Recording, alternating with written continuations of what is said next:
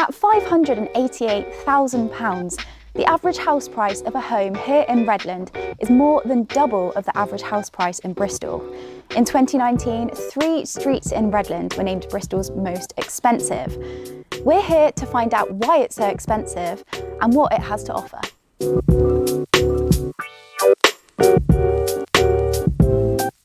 The area is like very friendly, there are like lots of locals and regulars that come in, and then also it's like very student area.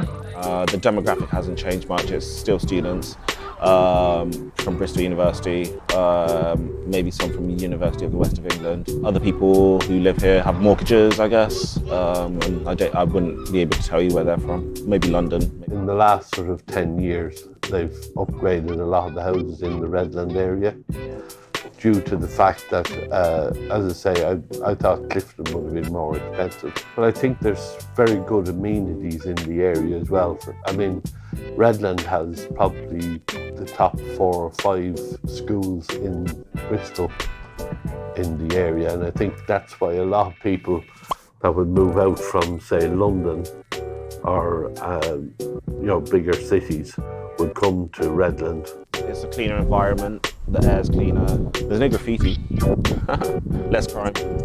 Yeah, there's no litter, no graffiti, no crime. It's pretty relaxed around here. For example, when I moved from town to here, on Park Street, there's a stage where I can switch and I feel more comfortable to take my phone out and stuff.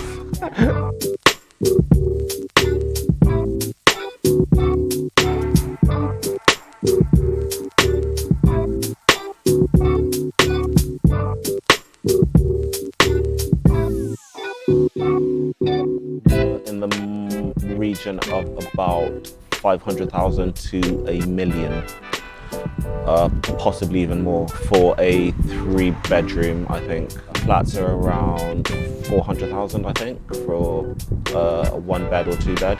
But it hasn't fluctuated much. It's just stayed roughly the same. Yesterday, 2 customers came in and then they were talking about like they were moving out, and then they just honestly came in to like say goodbye because they're like our regulars, and then they said they will come back but they cannot afford to live in here anymore. Said they're just looking for a similar house with like which is like cheaper, but they would prefer like the suburban areas. We have a vast range of very good restaurants in the area, which is next door Wilson's, which is he's next to getting a Michelin star. Oh really? There's Wills up the road, which is Michelin star. I think it's just the quality of life is very good around here because you're in very close proximity to the Downs as well.